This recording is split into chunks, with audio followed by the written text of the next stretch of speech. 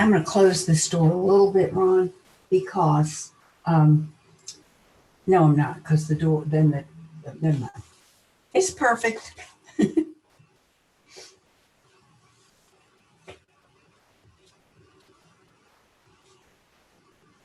So I am at the Zoom site, and okay.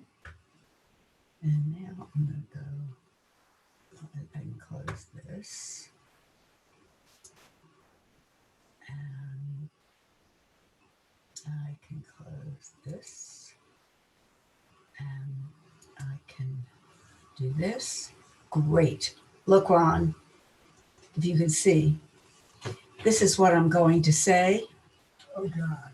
And it's right here. And I don't need to be looking at myself, you know. Okay. You look great. You know what? Getting dressed is a hell of a thing. I'm pretty sure that's what it is. What's the matter? We can make these brighter.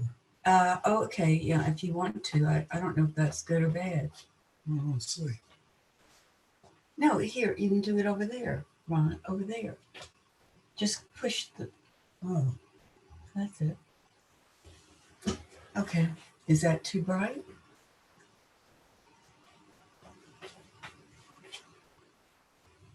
no, it's good. Okay. Let me click it down one just to check. I think that's better. The other is a little, it washes me out a little bit. That's brighter, you know. Okay, The other colors, alrighty, whatever. yeah, everything Okay. looks better.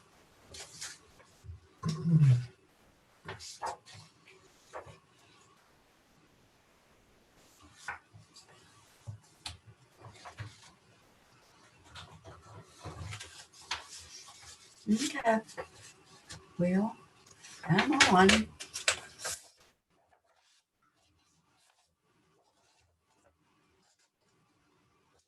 And it's a minute after. Wowie zowie.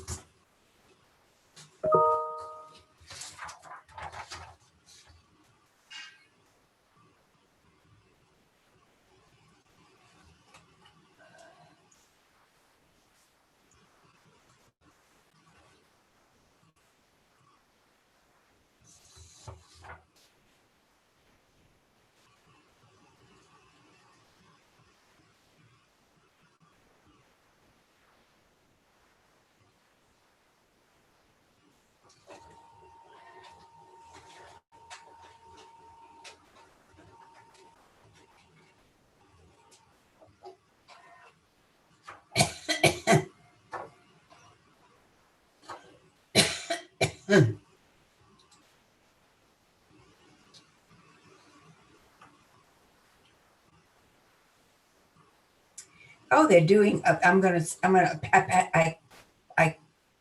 printed this from the Bay Colony Club, but I think the Old Collier, but I think you'll enjoy it.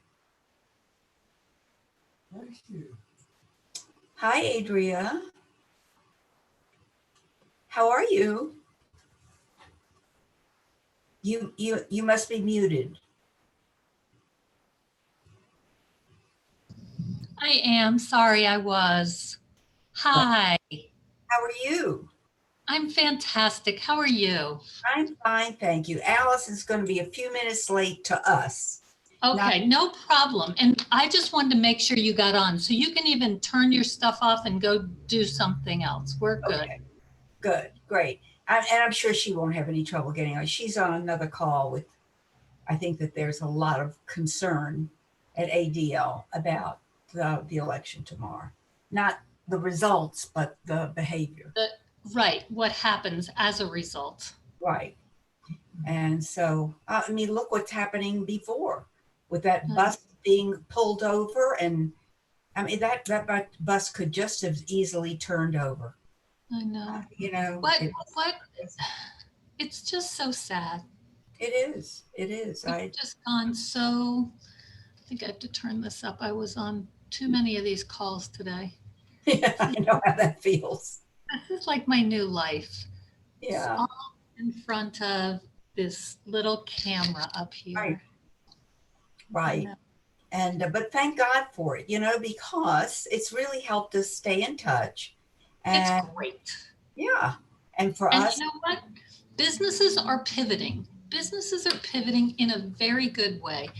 People can work from home. They can accomplish so much. They actually, some people, depending on the type of job they do, they get more done. It's all going to be okay. I think so. Mhm. I just want to get through this next week. Worried, very worried, but we You shall know see. what?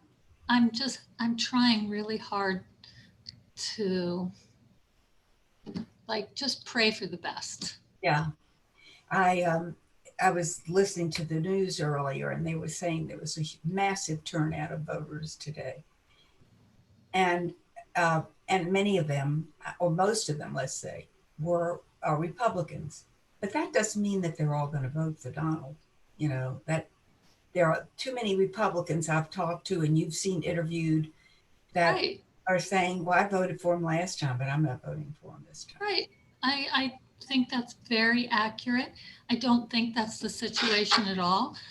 Um, I personally, I'm hoping for a landslide Oh, because that would be perfect. it will mean that, you know what, the majority has spoken. Let's stand behind the people that have spoken Well, and he's do not what going to needs believe to it. get done. He's not going to believe. He's not going to believe it. He's going to say, "Oh, Saul, they destroyed." You know what we're going to hear. It's a lot of garbage. At any rate, do we know how many people are going to be on the call today? Don't. I really don't. I just, my job was to gather the two of you. And there's a wonderful woman, Lucy Leprowski, who handles our um, programs. And so, they will join in as we go. So I really wanted to make sure, I know we're a little early, but I wanted to make sure that you didn't Everyone, have, if we had an issue, that we could resolve the issue in a timely basis. okay, well, So, you can go back to work, and I'll go back to work. okay, tomorrow you Oh, fly out? here. No, no, no. We're here. Oh, I thought you were leaving in the morning. Um, I, I, I, I, I think we were hoping that we'd come down to Florida, and we may, but not anytime soon. Everything has got to. Yeah. We called our doctor, our doctor's office in Naples, and just to ask for his input. And we spoke to his nurse, and she said, "You stay where you are." She said, ever since March, we've had two COVID cases. She said, "This week alone, we've had four." She said, "Everybody is arriving here at the same time." And she said to Ron, "Those folks from up north don't wear don't wear masks, and they don't want to wear masks, and they think it's a hoax." And she said, "Meanwhile, this week we've had four COVID cases." So she said, "I wish I could go where you are."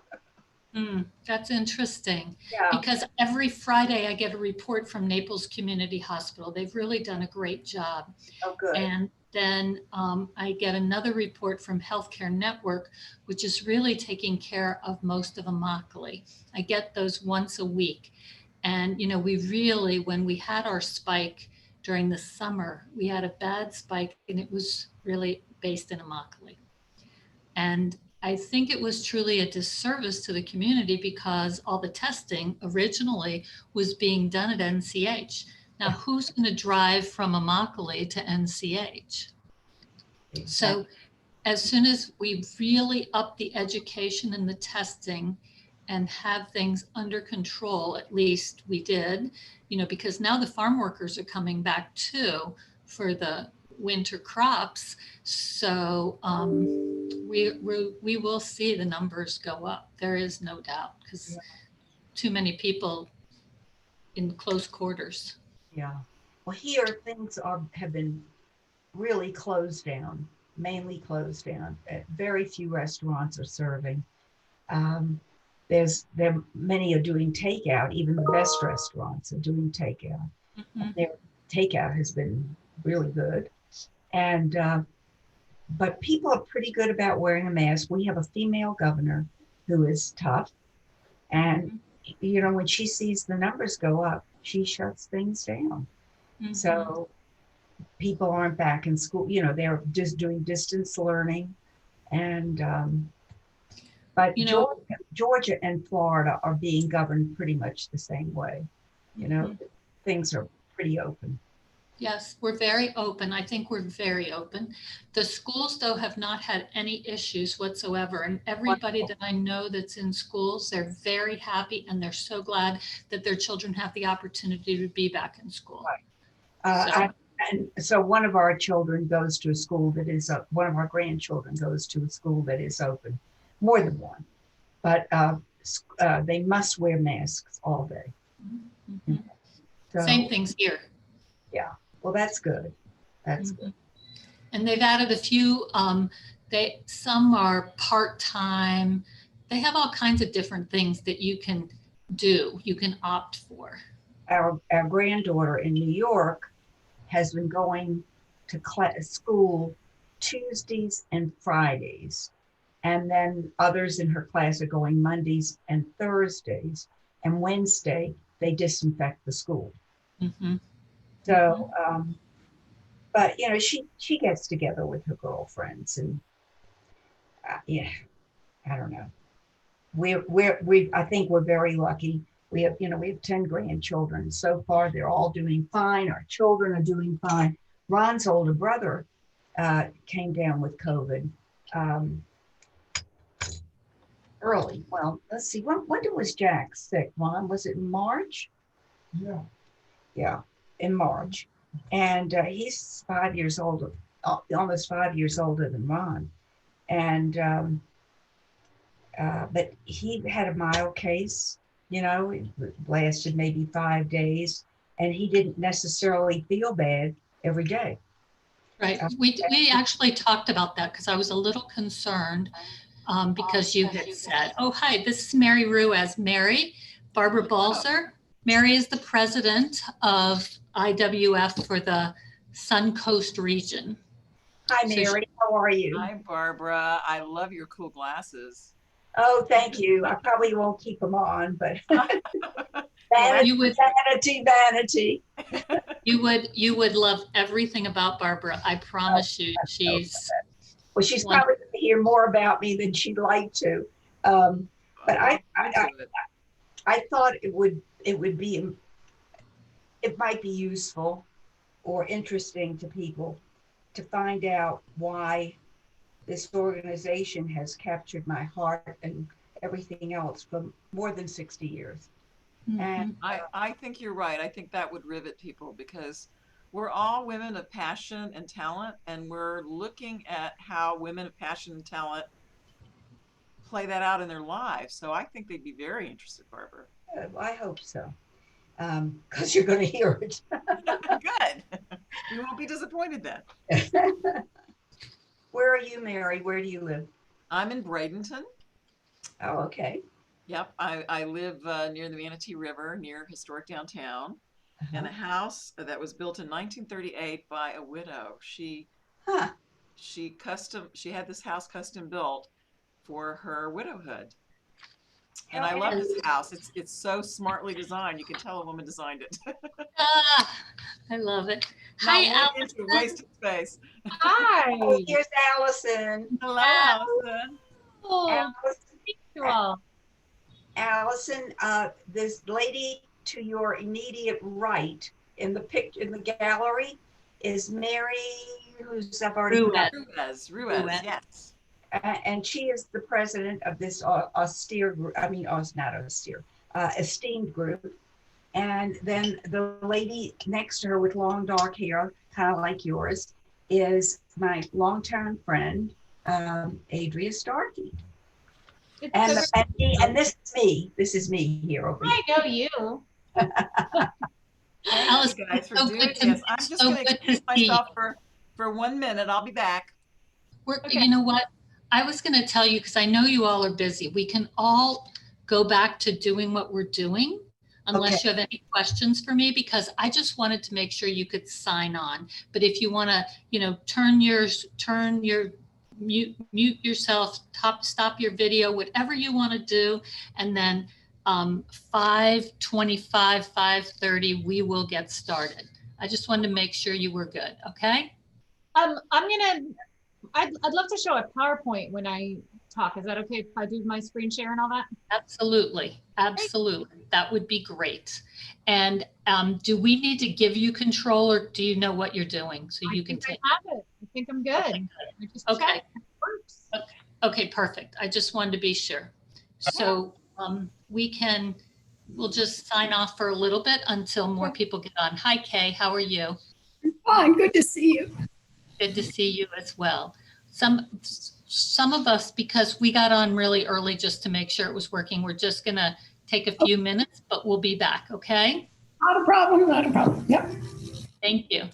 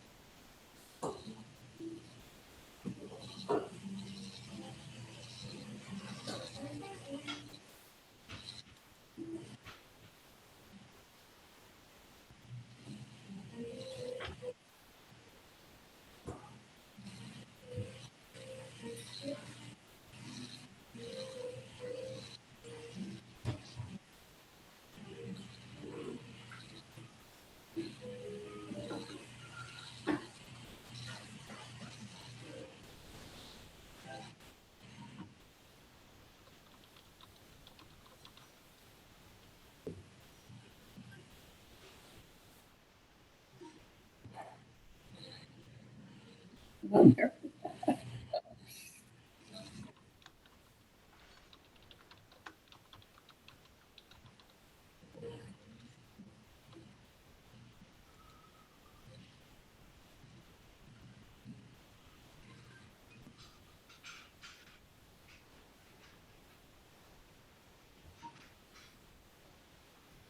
Ron, if by chance we do get to Florida before Thanksgiving, we can order Thanksgiving dinner from them and they'll deliver it to our home. Mhm. Well, yes. They come.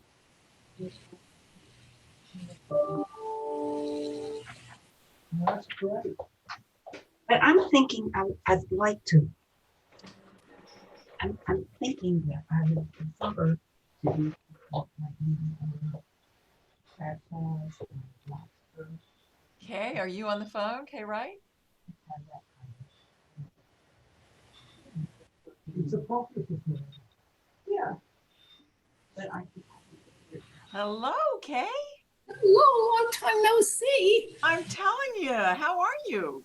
Well, I am well. I can't believe we live so near and yet we're so far. Well, I was even in your building a few weeks back. Adele and I were doing interior decorating. Hey, Oh, Leanne. hi. Hi. Greetings. I haven't seen Kay in ages. I was just saying that. I'm here. Well, Hey, you look great. glamorous as ever. She's always glamorous. I know, really. Nobody sees anybody anymore, so how do we know? I know. If it weren't for the Zoom, it'd be pretty lonely. Oh, it would be dreadful. It would be dreadful. I did have an alfresco dinner in the garden last night with a couple of friends. They had their table and we had our table, and that was nice. Well, I've been getting out to dinner and going to restaurants and whatever, and by and large, they're really mostly good. Most of them have paper menus. They're all doing masks and gloves and social distancing, and people are really considerate. Oh, that's good. That's good. I've not gotten the courage to eat inside a restaurant. Yeah, no, well, I can't eat outside with the humidity. So, but I've been inside, and it's, people wear their mask and, till they get to the table. And if they get up to go to the bathroom or whatever, they put on their mask. So how is your community managing with all this? you mean the condo here? Uh-huh. Yeah, well, very good. I mean, everybody wears masks in the common areas and whatever. But, we don't have our wine and cheese on Friday nights anymore.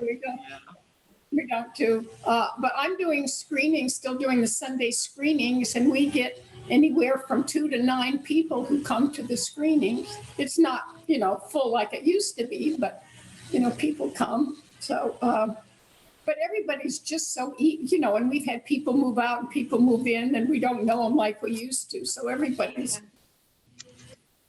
Hi. Hi, Lucy. Lucy looks like she's in an art gallery in New York City. I know. Looks fabulous. Of course. What? Hello, Miss Adria.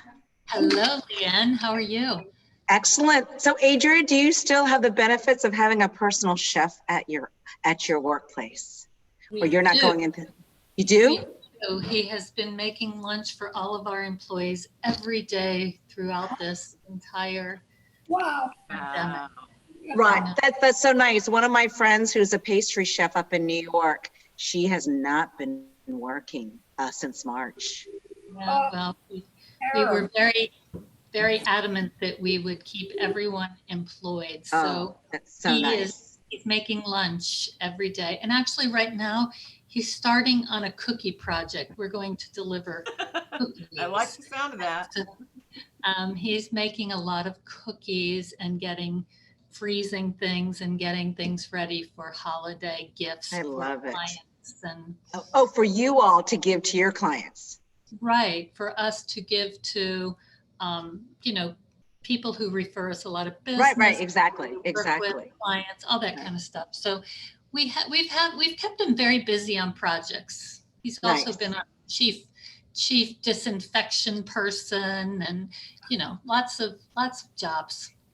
Excellent. Well, Mary and I are not going to wait till the holidays. She and I are just going to do a drive-through lunch on Friday, right, Mary? There we go. So Leanne, good news. Arabelle has been accepted by the board as a member. Would you like to call her and let her know the good news? Excellent. Thank you. Yeah. And she will be a guest. Wait, I don't think she signed up yet. Oh, tentatively for November 12th. I have about 10, as of today, 11 guests for November 12th, but Wow. 1 or 2, because of the timing and because of kids issues, stuff like that, they may not be able to pop in. So, but I've RSVP'd to Tanya, and I've copied, I think, Lucy. So let us know once you talk to Arabelle, and then I'll have Tanya contact her for the sign up stuff. Excellent. Your husband's been sending me volunteers to help campaign. Tell Dennis thank you. I will. Today I met 2 felons who haven't been able to register because of restitution issues and not getting connected right. So I said, and other colleagues of mine have run the same thing. So I said they took their names and numbers and said we'd work with them. So the rest of us get to vote if we have fines or other things that you know. Right. You can Like a go library fine, right? traffic fines. Library fine. Yeah, there we go. The Floridians wanted these people to vote. We voted for them to vote. So it's Voted really all- overwhelmingly. So Felice, there were two Yeah. funny Halloween costumes relating to voting. One I saw this morning on the news. There was a San Francisco correspondent. He dressed up as a not official ballot box. You know, like one of those mailboxes, but he wrote not because he didn't want to be like tampering with mail fraud. So he called it not official mail. And then one of my college interns today, he texted me, he works at Facebook. So one of his Facebook friends, but it could be a friend at work. He dressed up for Halloween as a mail-in ballot. mail-in ballot. But Okay. mail as an M-A-L-E, mail-in ballot. So it's play on Got it. words. I Oh, hope he had his security sleeve on. Oh, spoken like a true I didn't past ask board member of Planned Parenthood. Oh, you love the background. yeah.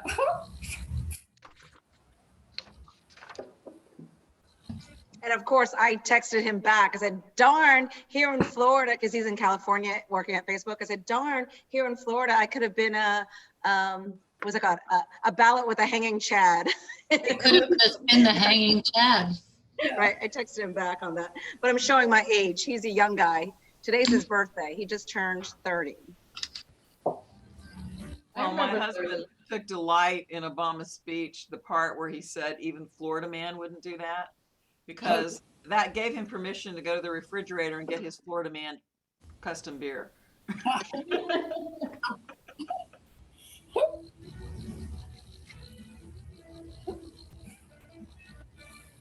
I hear some great music. Oh, I should turn it off. I'm sorry. Sounds good. Hi, Allison. Hi, Barbara. Hi there. Hi. These are the amazing ladies that are going to be leading us tonight. I just want to wait for a few more minutes. Yeah, it's 4 or 5 more We're minutes. early. to go. And Leanne, if I haven't registered, I'm going to join on the 12th. I'll take part in their session on the 12th. Well, you remember, I'm not hosting it, but I've been bringing guests in. So you can RSVP to Tanya, or I can remind Tanya to send you the link. You can just RSVP on the site. Yeah, Hey, have you tried out the RSVPs on the website yet? Have you tried that out? It's great. Nah. It worked well. It worked really well. Does. It's It really works really easy well. once you get to figure it out. So Tanya will give you personal walkthroughs if you want to try it.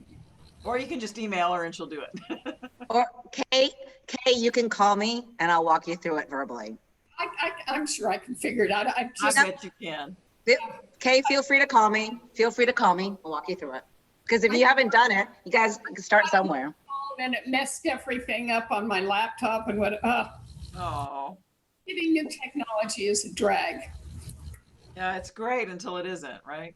Exactly. Well, the 12th is our program on transition that Nancy and Alex are doing. So Right, that should Nancy be really good. Schlossberg. And they've worked hard on it. They really collaborated. Yeah. Right, Nancy's written about 8 books already or something like that, so she's Oh. overqualified. Yeah. Alex is written some books too. So Yeah. they're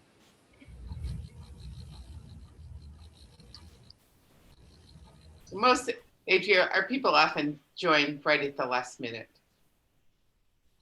Yeah, I'm really excited about our angel talk coming up with Joy Randalls. Angel investing, yes. Yeah, because what they're finding, there's the latest report out, is that when women exit their companies, they're doing it, men do it in about 7.5 years, women do it in about 6.5 years. The men earn 32 cents on the dollar invested, the women earn 76 cents on the dollar invested. So investing, Wait, say it again. Say it again. Men or women first? Which one? men earn 32 cents on the dollar invested. Women earn 76. Whoa. So, Right. you know, it's a much better return for the investors at the point of exit. So, you know, I like it because it's a way to help women, and it also means that it's good for the investors. So I hope that Joy can tell us more about it. And then Can Kathleen I extend that Shanahan- invitation to Miami, that one, the angel investing one? Can I extend it to a few people from Miami's IWF? Sure. Get with Tanya and find out how the best way to get them signed up, because we don't really have a smooth system for that yet. Okay, because I noticed last week, I know it's a new event, but I noticed there weren't that many people signed up. So I thought maybe I'd Right, send it yeah. over to Miami. Yeah, Miami would love it, I'm sure. And And then, then trying to arrange a social with Miami and New York for us. oh, who's going to do that? Leon. Oh, wonderful. And That I would be thought we should try to Tentatively in find January. a Caribbean fun. country to join us too. So Mary, you and I'll talk about that. Okay.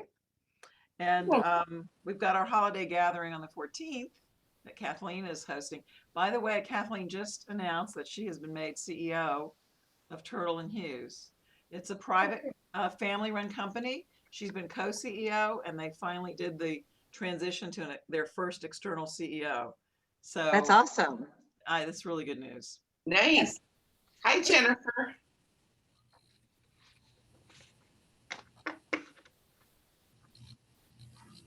I see Linda.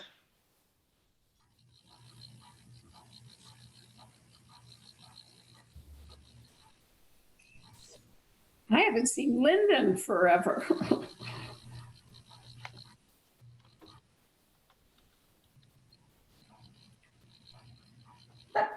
Let me try that again. Hi, Kate. Oh, Linda, it's good to see you.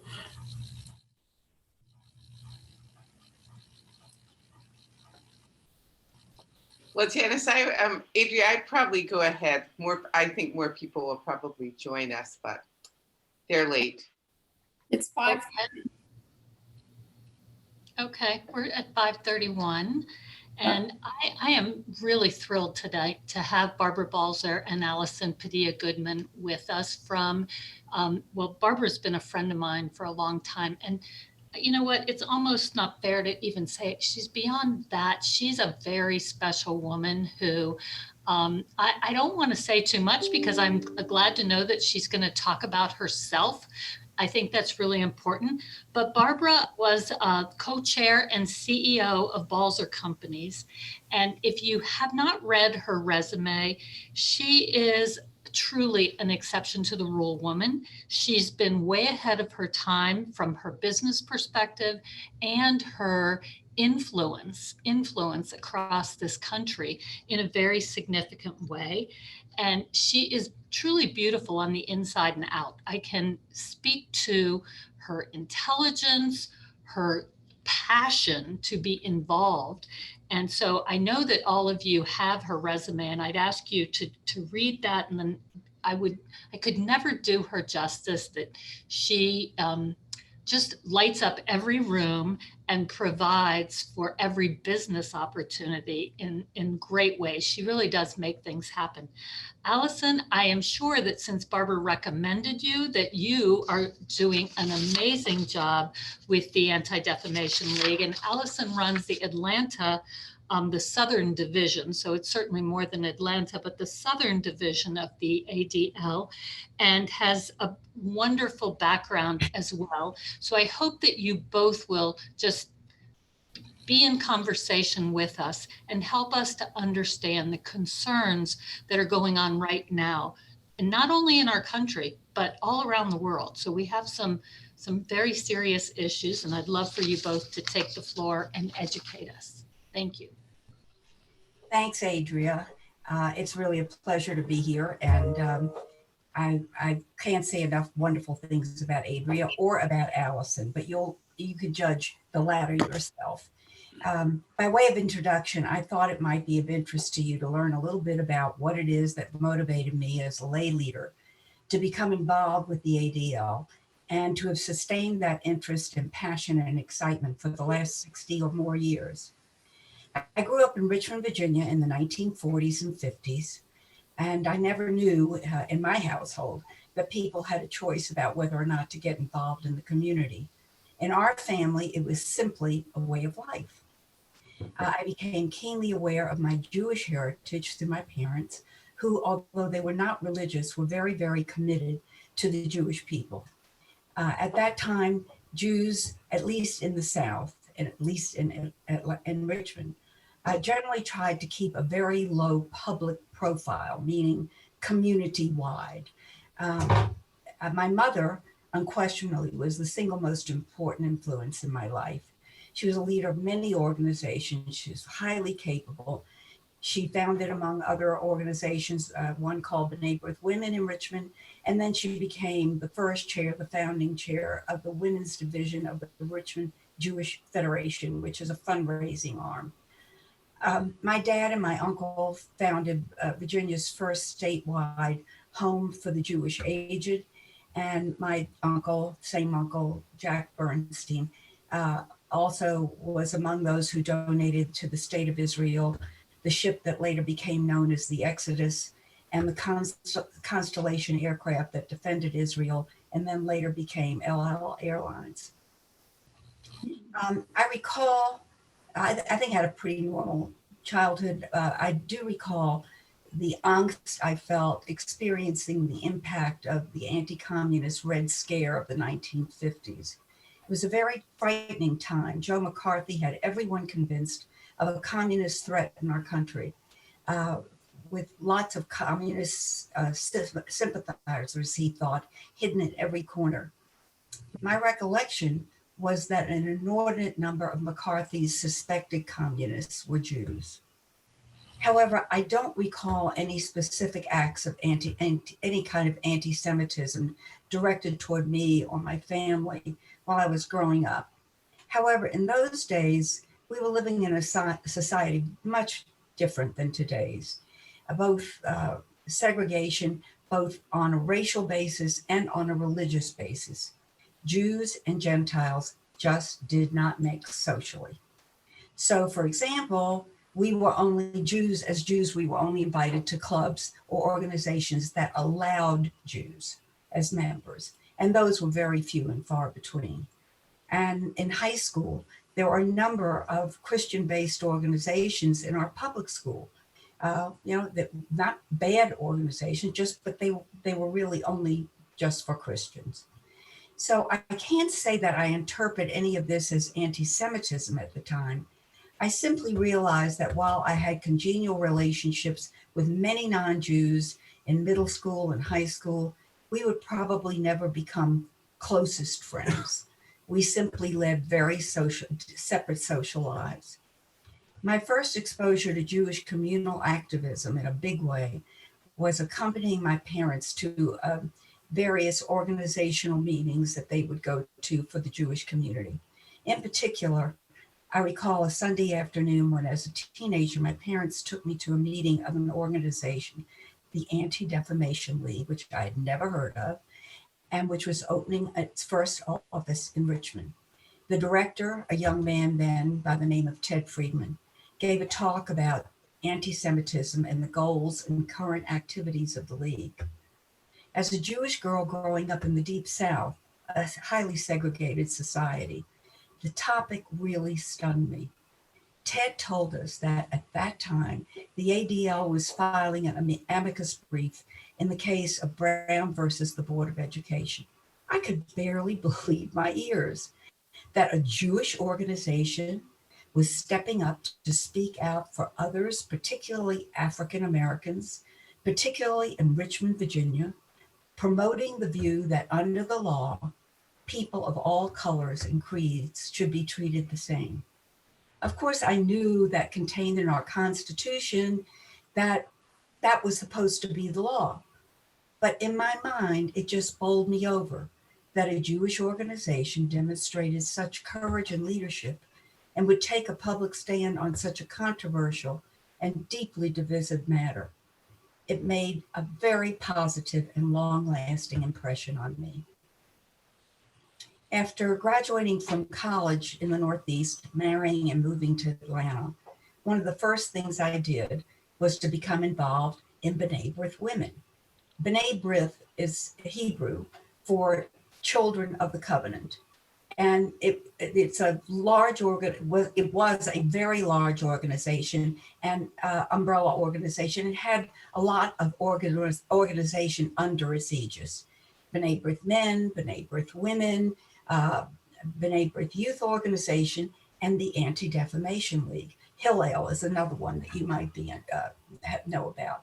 And all those were founded by B'nai B'rith, and then after a while, they all became independent.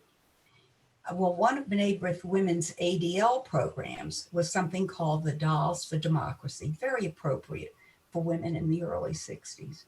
Members visited various schools with dolls of historical figures, Harriet Beecher Stowe, Booker T. Washington, or others representing various religious and other backgrounds.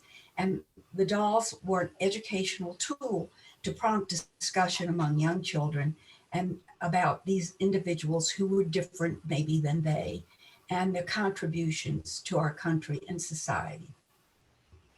So since 1961, Atlanta has been my home. My 3 children were quite young when I re-entered society as a 30-something single working mother, and they provided me with the impetus and the challenge to work hard, to set an example as a concerned citizen, and to try to be someone of whom they would be proud. And then I was given a second chance to get it right when my husband, Ron, who became my business partner, my best friend, my biggest supporter, came into our lives. Marrying Ron and combining our families meant much more than blending our 6 children and our businesses and creating a very hectic schedule. Marrying Ron also meant becoming a balser in the Atlanta community. And that in itself was a great responsibility. Ron's parents were truly icons in Atlanta's 20th century history and pillars of our community. Plus, in addition to being a successful businessman, Ron also served for 5 years as ADL's Southeast Regional Chair. So you see, my family history from the very beginning, right up to today, has been a constant source of example and love, reinforcement, and inspiration. Without boring you with all the details of all the various roles I played in ADL over the decades, let me just comment that as the only woman to be elected national chair of ADL in its first 100 years, that was and remains one of the greatest honors of my life. In that role, I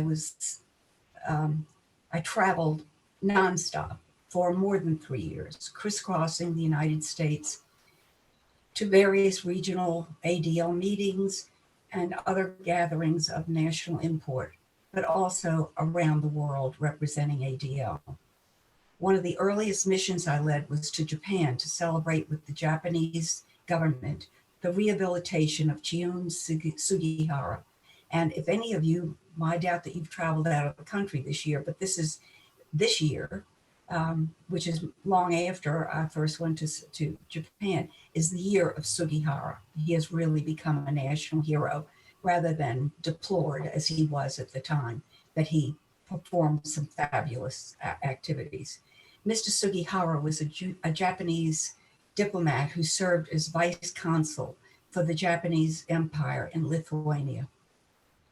During the Second World War, Sugihara helped about 6,000 Jews flee Europe by issuing counterfeit transit visas to them so that they could travel through Japanese territory and either find haven there or continue traveling.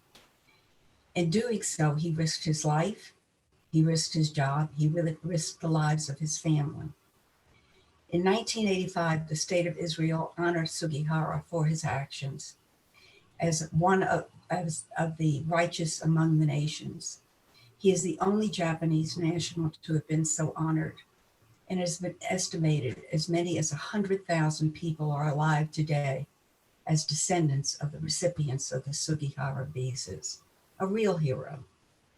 On the other hand, one of the most painful missions I led was a delegation on the March of the Living, in which ADL took American students, members of the clergy, and educators of all faiths to Poland and then to Israel to join more than 18,000 others from around the world in observing the 60th anniversary of the liberation of the Nazi death camps. Words truly cannot tell you what that trip to Auschwitz was like. The camp where 1.1 million people were indiscriminately murdered, mainly because they were different, they were others, they were Jews, they were gays, they didn't fit in to Hitler's idea of what a society should be. However, even now, as horrible as that experience was, it's left me with a very, very strong feeling. And that is that the importance of a free society, a democracy, respect for one another, no matter how different they are, is the key to a good society. During those years, both before and after, I also led or participated in multiple missions to Rome. These visits were prompted by the important work that ADL continues to do with the Vatican to improve relationships between Jews and Catholics. Over the years, it's been my enormous pleasure and great honor to have participated in private audiences and to have met Popes John Paul II, Benedict XVI, and Francis. Even though I'm not a Catholic, or once in the presence of these extraordinary religious leaders, you feel as though you are indeed in the presence of God. Well, let's go from that idea to looking at the world we live in today and the challenges we face. Our world is filled with fear, division, and uncertainty. That's not news to any of you. Our country is in the midst of a particularly tough presidential and congressional election. We no longer feel secure within our borders, and we aren't even safe within our houses of worship. As Americans, we are all continually shocked by the frequent outbursts of violence directed toward the others in our country, at Jews, at other minorities, at women, at gays, and at the very heart of our multicultural and multi-denominational democracy itself. I feel like that's become the target. In this time of political unrest and crisis, many people look to the ADL.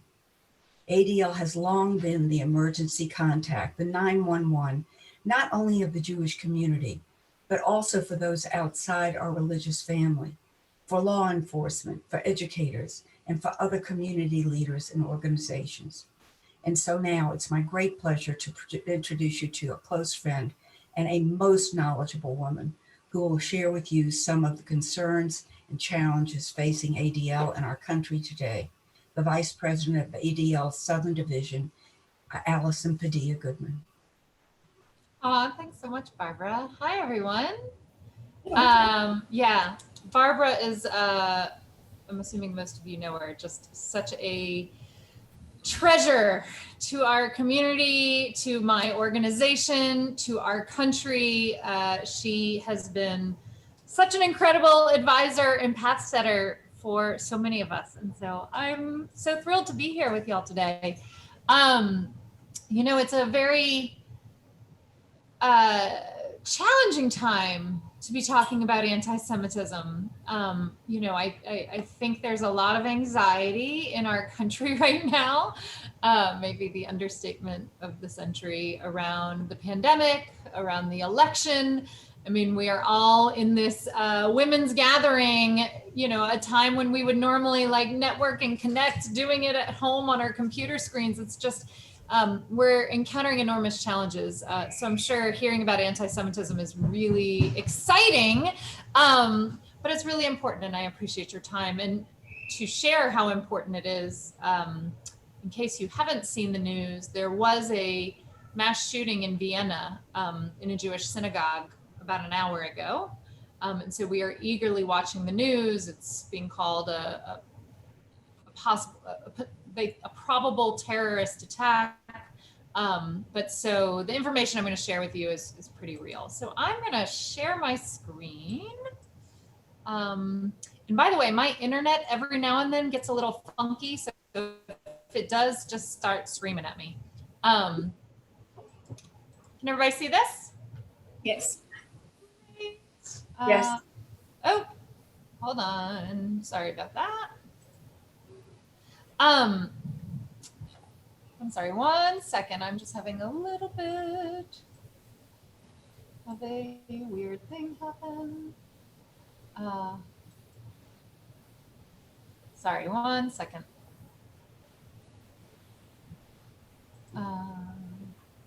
Okay. So, again, my name is Allison Padilla Goodman. I'm the Vice President of the Southern Division for ADL, which means I sit in Atlanta. I oversee our Atlanta office, which covers Georgia, Alabama, South Carolina, Tennessee. But I also oversee our Southern Division, which includes the Atlanta office, the New Orleans office, the St. Louis office, and the Florida office. So I work very closely with our Florida team to kind of ensure and manage their work. So as Barbara kind of explained, ADL's work, we're a century-old anti-hate organization. And our work really falls into 3 primary buckets. We educate about bias and bigotry, anti-Semitism, and hate crimes. We have a robust education platform called No Place for Hate that is in over 200 schools in Georgia and in over 200 in Florida and thousands across the country, helping schools to create inclusive school cultures. We're a national leader in anti-bias trainings, guiding schools and communities on a deep dive into unpacking bias in their communities through our World of Difference Institute. We also lead a lot of programs with Jewish teens and young adults to identify, understand, and respond to anti-Semitism. So besides education, we also advocate for civil rights and justice for all. We take very strong stances, as Barbara beautifully illustrated, on a number of key issues that impact not just the Jewish community, but beyond. So religious freedom, free speech, voting rights, marriage equality, immigration reform, and more. One of our biggest successes was the passage of Georgia's historic hate crimes law earlier this year, which we really led on. And we are very active on this election, paying a lot of attention to voting rights and voting access, as well as election safety. Then lastly, we investigate incidents of anti-Semitism and hatred. We provide important intelligence on extremism of all kinds. We regularly publish reports on extremist trends, making ADL a global thought leader in the impact and growth of extremist movements. We do this both online through our Center on Technology and Society based in Silicon Valley, and on the ground through ADL's Center on Extremism and 25 regional offices across the country. So to talk about anti-Semitism, it's important to realize that, these are really not easy times to be concerned about hate. We at ADL, we pay a lot of attention to anti-Semitism, partially because it's a central piece of who we are and our mission, but we also think that anti-Semitism has always been a barometer for all forms of hatred. And throughout history, the following has proven true. In times of economic and political insecurity, we have seen anti-Semitism surge. And in times of national identity crisis, we have seen anti-Semitism surge. And in times of general instability, we see anti-Semitism surge. And where there's anti-Semitism, there's other forms of vile hatred there hand in hand. So you can imagine with this insecurity and instability, kind of how we are feeling right now. And these past 2 years of massive hate-filled violent attacks against marginalized communities of all kinds really illustrates the rippling effects of anti-Semitism and shows how truly interwoven we all are. We cannot ignore that there is a through line from Pittsburgh to Christchurch to Poway to El Paso to Hala to New Jersey. I mean, every marginalized community has literally been under attack. But there's also immense power, I think, in the reality that we are in this together. And I'll talk about that in a little bit more later. But let's start by looking at the kind of data of anti-Semitism. So ADL has been doing an audit of anti-Semitic incidents for over 40 years. And the current news of anti-Semitism is hard. So last year, ADL's audit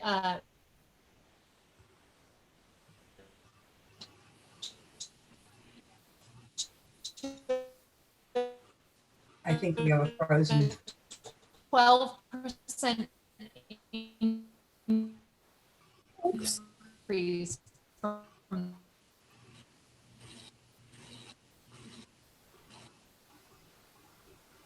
Here she is. I'm back. Yep. Great. Okay, let me know if it happens again and I'll find another connection. Sorry. So the number of anti-Semitic incidents has also been steadily increasing in recent years, so much so that the number of anti-Semitic incidents in our country was double what it was just 5 years earlier. So our audit looks at incidents in three kind of buckets. Let's see, why won't it change slides? We look at vandalism, harassment, and assaults. And last year, we saw a 6% increase in incidents of harassment, a 19% increase in incidents of vandalism, and a 56% increase in anti-Semitic assaults that targeted 95 victims and included 5 deaths.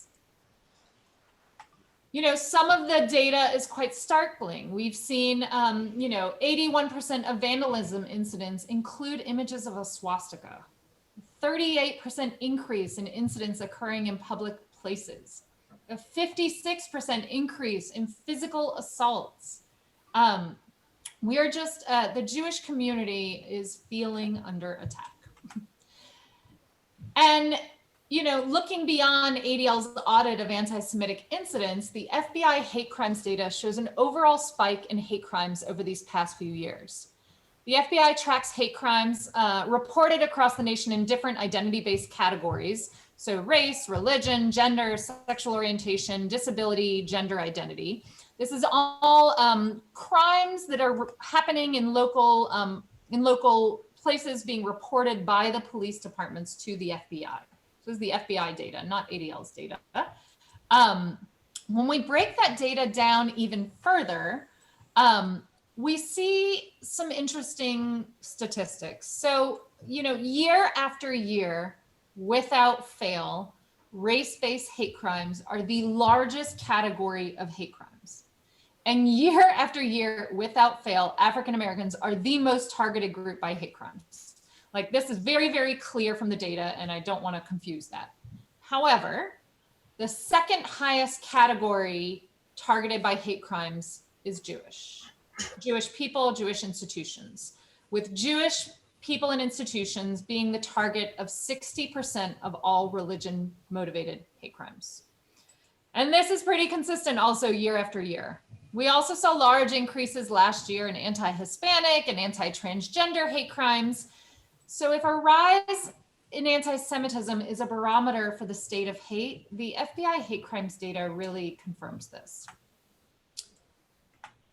So I want to take a minute to look at how this data is illustrated on the ground. So as I said, you know, at ADL, we receive all kinds of incidents of anti-Semitism and we help people respond. So over the last couple of years, I've seen so many examples of what I would call kind of accidental anti-Semitism.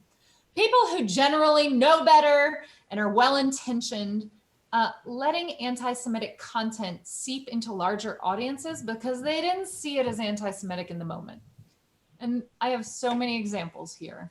Last year, a portrait of the Grinch sneering over a Hanukkah menorah was posted in downtown Atlanta at a holiday art exhibition.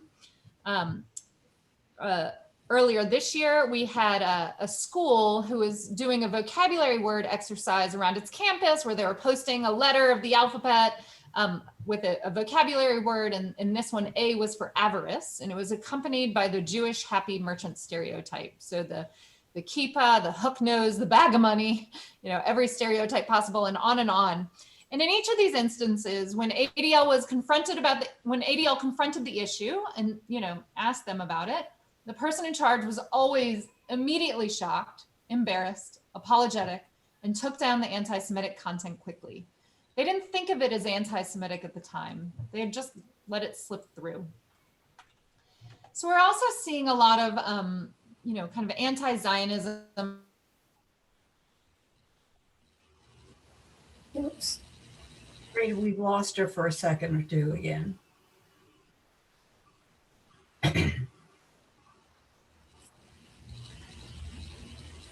Yeah, she's frozen.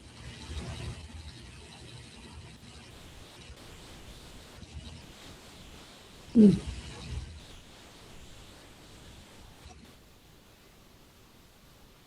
instances of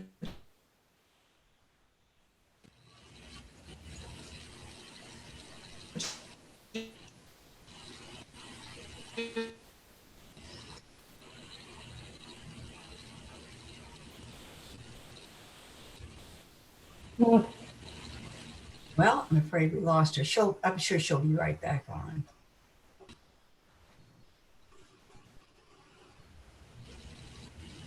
Barbara, this is Linda DeMello. When Allison's used those two examples of anti-Semitism, Yeah. it was difficult for me to accept that people didn't have some level of recognition about the anti-Semitism expressed or demonstrated in those images. I have to say it's difficult for me to believe that too. Okay. But I have to say, people really are. Let me just give you. I worked at Goucher College for many years, which is a very open-minded liberal school. And in one of the departments, well, a couple of things. In one of the departments, they would do a holiday gift sharing, and one of the persons was gave to one of the Jews a wreath, and no understanding that we Jews don't usually put up Christmas wreaths with holly on them. Or when I went there, I was one of the few Jews in the senior administration, and there would be Christmas not in our public places, not for where students were especially, but my office, for example, the staff decorated it all with Christmas. And we had a long conversation of what's an analogy. So I insisted we put up, the question was, what do we do? And I went for the sort of multi-religious. So I said we needed menorahs. And then there was a big conversation, was a menorah analogous to a Christmas tree or a creche? And what could the Christians have? If the Jews wanted a menorah, then the Christians thought our menorah was more religious, they should have a creche, not just a Christmas tree. So, and this was in the 90s. So there are, really live conversations about all this. And people really get offended, in ways we don't, we're kind of oblivious. And I'm not a very strong Jew, but when I walked into my office and there was a Christmas tree, it bothered me, as an emotional kind of reaction, which you don't even necessarily expect. And so I think that's where, and my staff didn't mean to do it. They didn't want to hurt me. It just was no consciousness. Right. Linda commented while we were waiting for you to come back, Allison, Linda commented that it was very hard for her to believe that people did not know that those images were anti-Semitic. Yeah. And I, as the true lay leader I am, rather than the professional, said, me too. I mean, me too. But honestly, I mean, as soon as we said something to them, they were like, oh my gosh, you're right. I'm so sorry. What can I do? I mean, incredibly apologetic, which not everybody that we confront about an anti-Semitic incident is like that, right? So there is generally a very clear difference. I think we're seeing anti-Semitism though, like seep into places that I'm not sure we're used to seeing it seep in. And so let me, I'm going to put the presentation back up and I'll show you a few more examples. So we were talking about on the left, on the right, this is the infamous kind of free speech rock at UTK, University of Tennessee in Knoxville. This was painted on the side of the rock on 9/11. And frankly, we're seeing anti-Semitic and horrific stuff painted on this rock all the time, including yesterday. Somebody, an actual extremist, posted an homage to all of their heroes, which included Hitler and all kinds of wonderful people. So, campus is definitely a place where we're seeing a lot of confusion, but it's not just college campuses. We are seeing a lot in K-12 schools. And some of this is young students seeing things in the news and repeating it. Some of it is social media. So you can see this pretty horrific image on the left is one that kind of comes back regularly.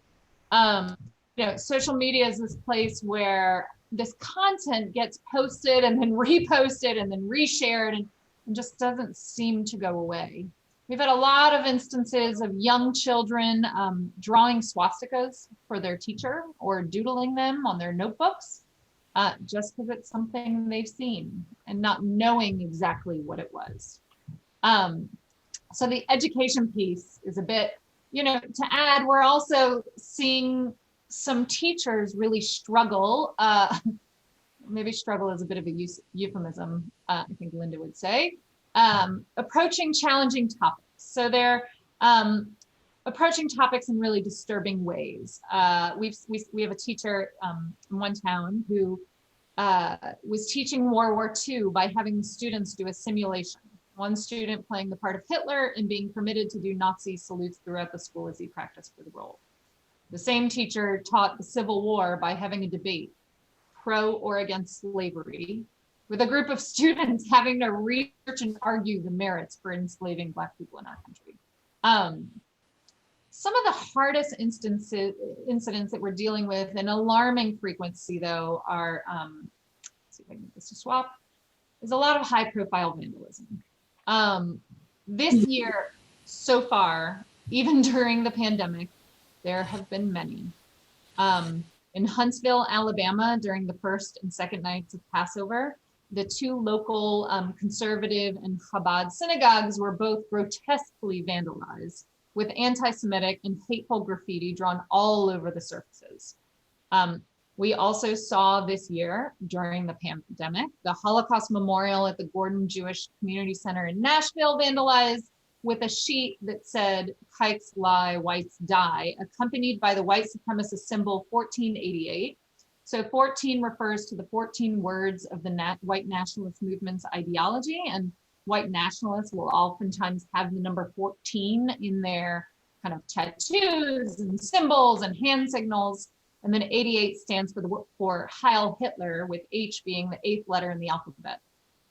The Holocaust Memorial in downtown Charleston was vandalized with ugly anti-Semitic rhetoric, and the list just goes on and on. I mean, just last month, we had two swastika graffiti vandalism sprees, one in East Cobb, which is a neighborhood with a lot of Jews in it, in Atlanta, and another in downtown Chattanooga.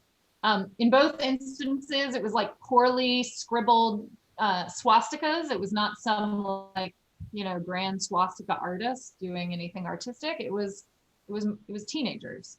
And in each of these anti-Semitic vandalism incidents, it reaches a very wide audience. They aren't intended to just hurt one isolated victim, but they stroke fear and anxiety throughout the community. And they successfully make us feel scared and alienated and angry and hurt. And they're happening way too frequently, even during a pandemic. But really, when I talk about anti-Semitism, well, I'm going to skip this actually.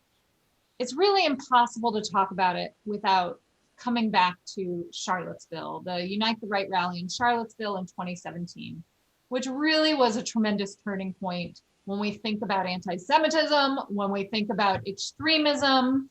And it really, what it did was more than anything, it took the most vile and hate-filled anti-Semitic extremists, and it put them on every news channel in broad daylight, in great numbers, appearing united in a great American city. And the white supremacists, neo-Nazis, and other vile extremists who lead through hate, they united together in Charlottesville chanting, "The Jews will not replace us." That was their calling card. That was their #1 slogan. And they brought that hatred into the light. And before Charlottesville, we really only saw this type of activity in the shadows and fringes on the dark web, in basements, closed door settings. And now we are seeing something different. Now it is being disguised. It's kind of an all-American prototype of collared shirts and khakis, and is something kind of normal and mainstreamly accepted. So even in our anti-Semitic audit that I showed you the data for earlier, in the weeks before and after Charlottesville, we saw a 182% increase in anti-Semitic incidents. Same data collection methods, same types of incidents that we've been using for 40 years. We just saw an immense uptick. So I want to talk a little bit about some trends in extremism. And, you know, when we look at extremism today, there's really kind of three different kind of categories I'm going to lump them into. And I'm going to talk mostly about right-wing, kind of violent white supremacist extremism. And we think about them in three types of categories. And I think this is actually kind of relevant when we think about the election tomorrow as well, which I can talk about. So for one, I'm going to share a little bit about the trend in extremism, and then I'll share how I see people countering them and what I think is the most dangerous. So on the one side, we see extremists who fall into the accelerationist category, which means they think their job is to accelerate a race war, civil war, and kind of, you know, push their agenda far and wide and fast, okay? So these are the neo-Nazis who are, you know, parading in small towns in Florida and Georgia and elsewhere. These are the, you know, the killer who went inside the Tree of Life synagogue in Pittsburgh and shot up the synagogue, same as the one in Vienna today. You know, these are the people that are like, we need to take action fast. While these are maybe the most scary sounding, I actually see the most beautiful ways of countering these. So I'm going to come back. This happened in Noonan, Georgia, which is a small town right outside of Atlanta. It's really kind of a suburb of Atlanta almost. And a couple of years ago, this group of like really scary Nazis marched their permits. It was all fine. And they only had about 20 people show up. And actually, I think about 18 of those 20 people came from outside of Georgia. So they couldn't even get enough support and energy within Georgia to keep it going. But these really scary looking like neo-Nazi dudes, you'll notice at the bottom here, it says love, not hate. So what happened was the night before, people in the town went and sidewalk chalked the entire town with rainbows and American flags and smiley faces and peace signs and hearts. So these scary neo-Nazis are like spitting their vitriol with this backdrop of like sidewalk chalked peace signs. It was beautiful. The whole town shut down during the protest. They had a counter protest across town. Like what people do to counter this is they show more love and light, and they succeed. And you know, they had a few hundred people at there were actually 5 counter protests kind of around this, and they had a few hundred people at these, and all the media went to there, and nobody came to this like poorly attended neo-Nazi rally. You know, we've also seen some white supremacists try to promote themselves as true patriots, as they are the true patriots of our country. They want to restore us back to a white ethno state. They want to, you know, they are pushing this. And sometimes this guy, Chester Doles, he's pretty famous in Georgia, lovely man who, you know, everybody kind of knows is the rabble rouser. He's also been in jail for beating his wife and causing fights. Anyway, you know, he decided to host in Georgia. He called it at first a family first pro-Trump rally. Well, then all the Trump supporters got really upset that he was calling it a Trump rally when it wasn't really a Trump rally. It was a white supremacist rally. And so they made him rebrand it.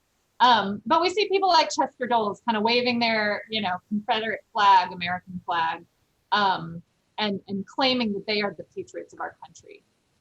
And again, we see people countering this in similar ways as we did with the accelerationists, of showing true patriotism in different ways. So in this rally, we had the town put yellow ribbons all over the town. They brought veterans and kind of hosted a counter event across town, really like denying that as who they are. So the last kind of type of extremism I'll talk about is what I call mainstreaming a message. And frankly, this is the one that keeps me up at night. So we are seeing extremists of all kinds finding more and more comfort in bringing their messaging out into the open. And I said I'd talk about this with the election a little bit because you may have seen in the news the coverage of kind of militias and the Proud Boys and the Boogaloo Boys and all these groups who are like in the news every day right now. They are coming to political rallies. They are protecting candidates. They are claiming that this is their time and they are going to do everything they can to ensure a safe election. This is a really interesting trend that we saw quite a bit in the South. Shortly after Charlottesville, Identity Europa is a explicitly anti-Semitic, anti-Muslim, anti-immigrant. They are extremists. They embarked on a trend of dropping these 200-foot banners off of major interstate interchanges. So this one was actually dropped off of the Georgia Tech overpass in downtown Atlanta, which is one of the most trafficky intersections in the country. This group felt emboldened enough that they could drop a 200-foot banner with their logo squarely on it, using language that they're seeing in the news, in media, in politics, that's mainstream. And they realized that there is an alignment between their messaging and what we're talking about as a nation. And so end immigration now, even though they are, don't be confused, they are a deeply anti-Semitic group. This is really new. Like seeing a group dropping a 200-foot banner in a downtown busy city is really new. We're seeing these groups also find comfort putting up their propaganda in very unusual places. So this flyer on the left was distributed nationwide in all kinds of places by the Daily Stormer Book Club right during the Kavanaugh hearings. This message in the middle, again, this is Identity Europa. This is Atlanta's mayor, current mayor. So targeting Atlanta's mayor on a right on the streets of Atlanta. And then this last picture, I'm gonna kind of, I don't know if you can see my pointer, but the flyer in the middle says, "Our generation, our future, our last chance." This was posted at the University of Chattanooga.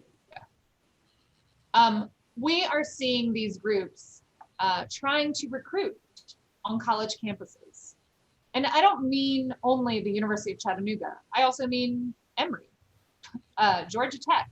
Like we're seeing in public and private schools, small and large cities, rural and urban, that they feel like their message is so on point with national rhetoric that they could recruit in places that are bastions of free speech and thought. It's pretty astounding.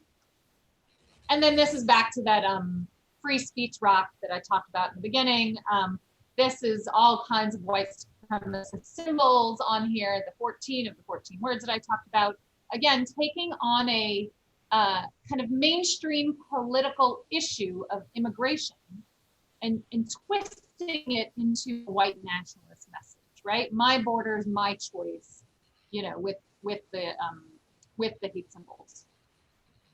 Now these, I'll just say, the reason these keep me up at night a little bit is these are the ones that are hardest to counter, right? These are the ones that, you know, oh, it's just politics, it's just debate, it's healthy issues, right? But here's where we're seeing the white nationalist movement find a lot of power. And they're feeling bold. So, and as I said in the beginning, you know, historically, we've always seen anti-Semitism surge in times of instability. So as you can imagine, we are very concerned about the current instability that defines our pandemic-dominated lives. And we're concerned about what's to come in regards to anti-Semitism once we're on the other side of this pandemic. The haters know this, and we are seeing them grab on to opportunities for hatred that this pandemic presents. So extremists are jumping onto this moment of everyone being online, and they look for a captive audience. So we see anti-Semitic conspiracy theories and ideologies proliferate. Extremists are pushing anti-immigrant, anti-Semitic, and xenophobic content widely online. I mean, the amount of anti-Semitic content and imagery online right now is just pretty astonishing. And this is why we've been pushing with our coalition partners for Stop Hate for Profit, which is a campaign to get Facebook to respond to extremist advertising on its platform, and we've had quite a bit of success with it. Some of you may have heard of or seen Zoom bombing. So Zoom bombing is where kind of hateful language and anti-Semitic language like literally disrupts and overtakes a meeting.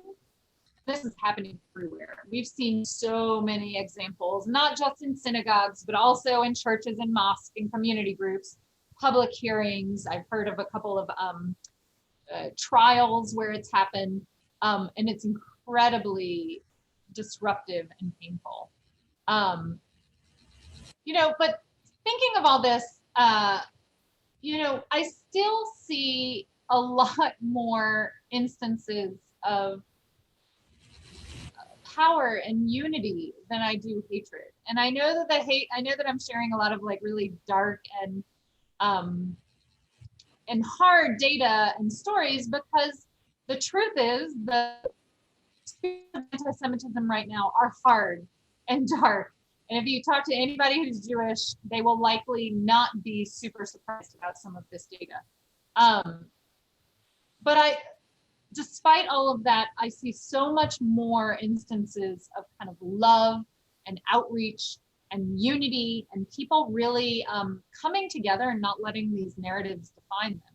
So this was, as you can tell, during the pandemic, when there was a slew of anti-Semitic, a slew of swastikas drawn throughout East Cobb, we held an interfaith program, and people showed up from everywhere. And I wish I could capture some of the words that some of these people said in a picture, but the messages were just like, this is not us. We are better than this. So that's my presentation, and I'm happy to kind of answer questions or have discussion.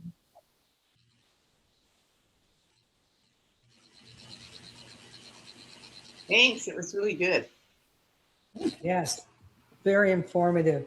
I have a question, because as you were speaking, I went onto your website and was looking for some of the statistics that you just mentioned, some of the charts, whatever, because I think it might be helpful to send those to others who, especially right now in this time of such stress and tension, dissension, however you want to, whatever term you want to use. I've said how hate crimes are on the rise and this and that. And so I thought that some of your slides really presented that well. Where can we find some of those slides or charts? Sure. So I can send, maybe, can I send it through you? Okay. I can send a whole bunch of links tomorrow with, links to the anti-Semitic audit and the hate crimes data. We actually have on our website a really amazing hate crimes map where you can, there's an entire map. Actually, you know what? Can I show it to y'all real quick? Hold on. I'm going to show y'all two things. Give me 1 second.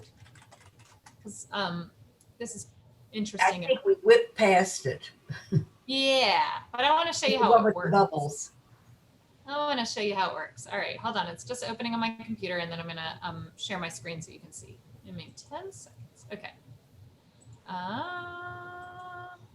see. Okay. Here we go. Are you all seeing a map here? Yes. Okay. So I'll just show you how this works. So this is ADL's heat map, and I'll send you a link to it. But what you can do here, you can see the kind of bubbles. I can click on Florida and zoom into Florida. And I can see all of the incidents of hatred, extremism, anti-Semitism and terrorism that ADL has been tracking. And we can even come up to ideology. And I can look at, Islamist, left wing, right wing, anti-government, take your pick. We can look at, are you just interested in anti-Semitic incidents? Oh, we kind of update that somewhere else now. This is where we're seeing anti-Semitic incidents. Or are you interested in, white supremacist events? Not that many in Florida. You guys are in good shape. And you can also filter it by year. So this is a really great tool. You can also, let's see if I can zoom in. Well, you can also kind of zoom in. Let's see if I can put Naples here. You can zoom into Naples, Florida and see. So we have 4 incidents that have been reported to us last year from Naples. So we've got 2 incidents, or I should say 4 incidents of anti-Semitic incidents and 2 white supremacist propaganda. And if I click on it, I can actually come down here and it'll list them so you can kind of see what they are. And it'll tell you exactly what they were. So this is a really good tool. I'll send it to y'all tomorrow so you can have it. Fantastic. Play That's around. great. I think we had another question. Susie, didn't you have a question? Leanne's holding her hand I did up. have a question. Thank you. It's a really amazing presentation. Are you all preparing anything for post-election just in case something occurs? I mean, we've been hearing a lot about potential acts depending on the outcome of the election. So I'm curious about your perspective and what you might be anticipating. Yeah, great question. Yes. We are really in overdrive right now. Let's see where to begin. I guess more than anything, I should say, we do not think there is going to be a civil war or a crazy, upheaval of our country. But we do think there is a high probability for violence in some places, and we are making sure people on the ground know about it. So we've been hosting insider briefings with elected officials and law enforcement, both state and local, across the country in 10 different states. We've had quite a few in Florida. Georgia has been a high area of probability, and I'll explain why, because it might be relevant for you all in Florida. In Georgia, there's concern that there may be a high probability because we have a lot of militias already, both on the right and on the left. We have had a lot of protests in Georgia, both from the right and from the left. And Georgia is a state that might now be purple. And that is kind of the recipe for disaster. So people on one side feel like they are losing something that they think they, is their right that they should have. Like, that's when we see eruptions happen. And then we also see people erupt. We don't get as concerned about one group kind of coming out or another group coming out, because generally these groups are a lot of smoke and no action. We get concerned when they come out together and when they confront each other. So in Georgia, we've had, some groups protesting Stone Mountain, and they want Stone Mountain to be removed, a Confederate monument. And then we've had the kind of pro-Confederate groups and militias kind of come out, and that's when we've seen violence happen. We also get really concerned about the potential for incidents like Kenosha. So people who are sitting at home, watching it on the news, following social media, feeling angry, feeling activated, feeling torn, and saying it is time for me to take action. So there's kind of like lone wolf actors we get really nervous about. So we are staying in very close contact with law enforcement, with elected officials. We've been pushing people to come out proactively with statements with our coalition partners. And look, like the uncertainty of the election and not having a result tomorrow night is a kind of another factor here. I don't think we're going to have a huge civil war. I think we just have to keep people calm, and preferably at home and socially distanced, but we'll see. Yeah. Yeah, Leanne, Thanks, Adria. Allison, fabulous presentation.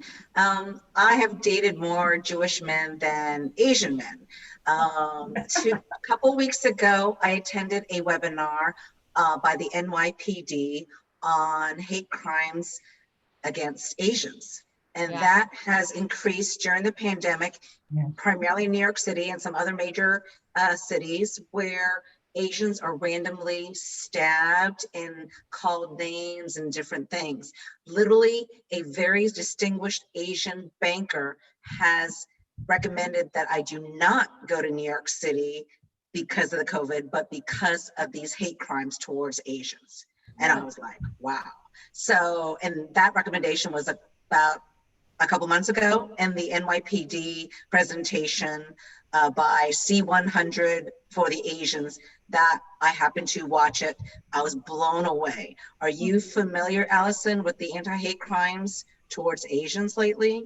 Absolutely. Yeah, actually, and we've been working very closely with some of the organizations. We're actually, so the platform that we use for tracking and responding to anti-Semitic incidents, we're creating a similar platform with the same kind of technology and processes for anti-Asian crimes as well, because we're seeing it too. We're concerned as well.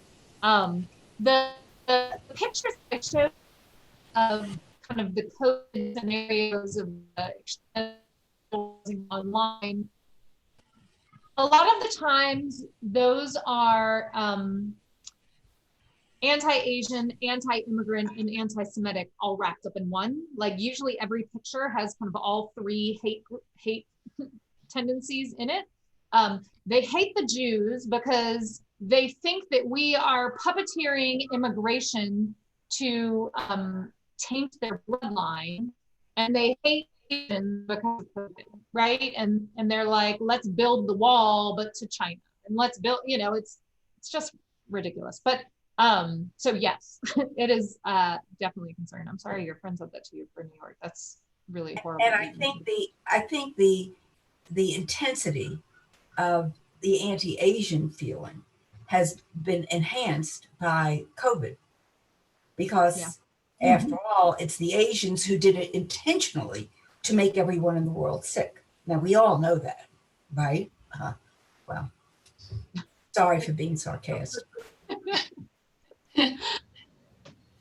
Yeah, Natalie. Hi, I have a question. This is terrific. What are your, over the long term, what are some of the views around what the root causes of this are? And then again, over the longer term, how is it that you reach younger people who are very, very impressionable and may, you know, before they grow up and then end up inciting some of this and creating whatever these crazy beliefs are? Yeah, when you say the longer term, do you mean about anti-Semitism or do you mean extremism? Or? Any of it, just root causes. So I think of opportunity, education, well, with social media, a lot of young people are believe their news is now coming from social media, etc. And so, you know, this is going to be a very long-term approach and trying to reach people as young as possible before they end up being impressioned so much. Yeah, absolutely. So I'm curious what your views are on that. I get asked this question. So the first part of your question, I get asked it a lot, but in a very different way, which I'll share, which is, you know, is the current state of anti-Semitism Trump's fault? I get asked that all the time. And I think that it would be incredibly irresponsible to say yes. Now look, our president has done and said some things that have emboldened extremists. And our president has done and said some things that have bordered on the kind of anti-Semitic content at times. But, you know, what's going on in social media is where we see the vast majority of anti-Semitic content, and it has absolutely nothing to do with our president.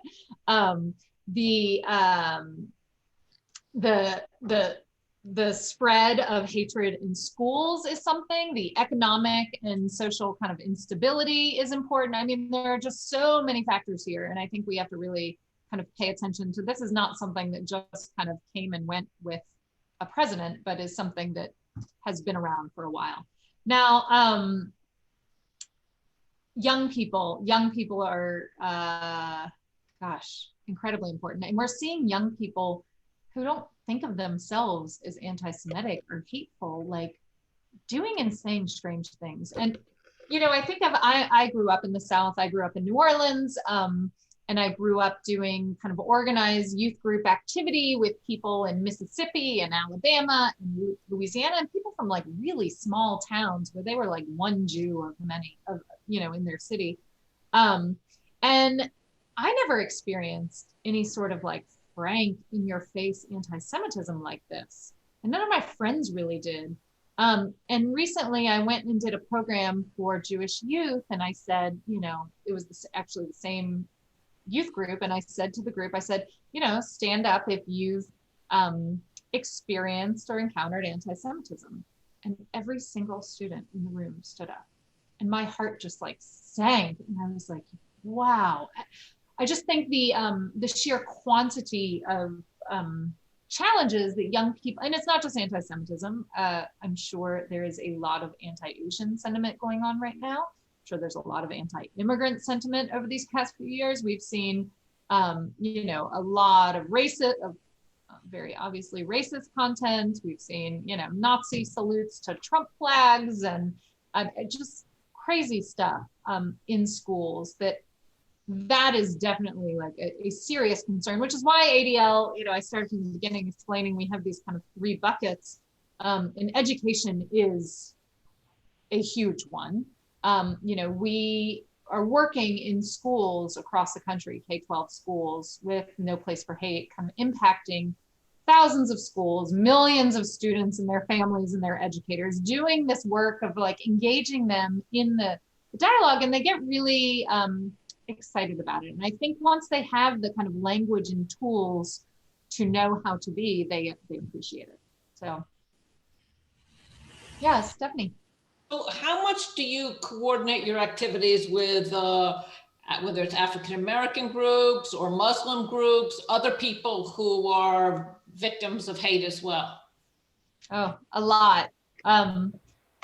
A lot. We do everything in coalition. I mean, right before I jumped on this call, I, texted the heads of 6 major organizations in Atlanta, kind of preparing for tomorrow morning and the election. I mean, we do everything in lockstep together.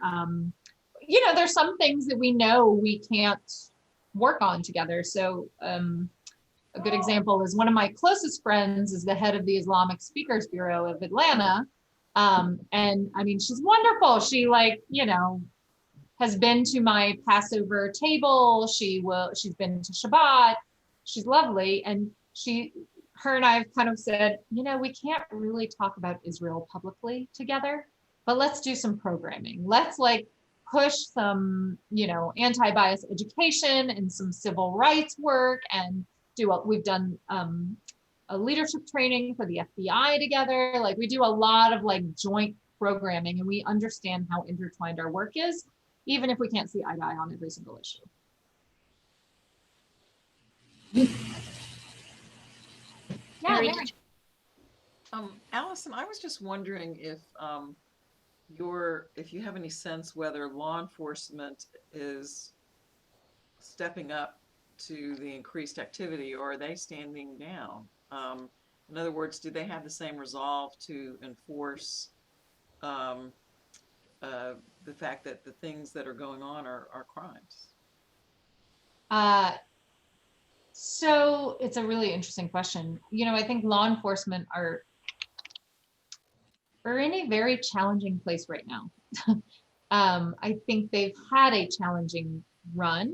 And I think it's, I'd say before the events of the summer with George Floyd and Rayshard Brooks and Ahmaud Arbery, I think before all of that, in my interactions with law enforcement, I train a lot of law enforcement on hate crimes and other issues. Most of my law enforcement friends would say there's really 2 camps in our department. There's the old school folks who really became a cop because they didn't know what else to do. and it felt powerful. And then there's like the people who said, we want to be public servants, like we want to keep people safe. And I think there's that tension in a lot of law enforcement agencies that can be real. So, you know, law enforcement, I think anytime I call law enforcement to respond to a hate incident, a hate crime, anything, I mean, they jump.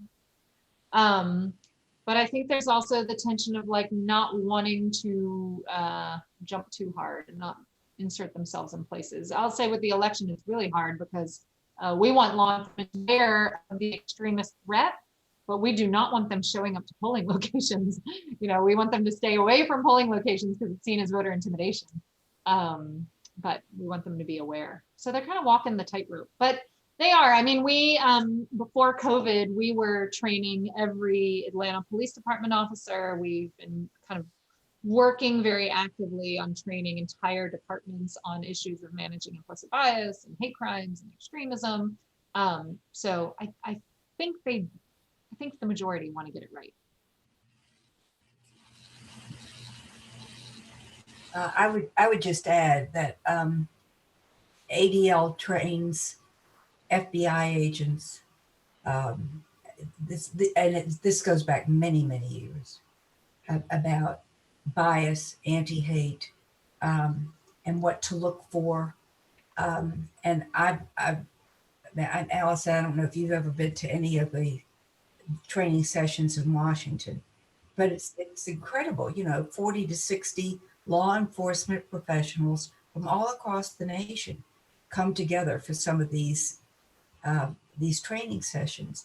And it can be all the way from the commissioner of police down to the cop on the beat. And it's to see the commitment and the concern and the seriousness with which they are facing these problems is really meaningful. Do we have any other questions? Because I know our time is really running thin. And I know, Allison, you've got a long night and a long day ahead of you tomorrow. I can't week. Terrific program, Adria. Absolutely. Terrific program to these women. Thank you all very much. Barbara, it was such a joy and pleasure to just hear more of your story. Thank you so much for all you've done. And Allison, for all you continue, both of you, thank you very much. Our pleasure. Thanks for having us. Thank you. Best of luck over the next few weeks. Thank you. Thank you, ladies. Thank you, Adrienne. Thank you, Leanne. Good luck.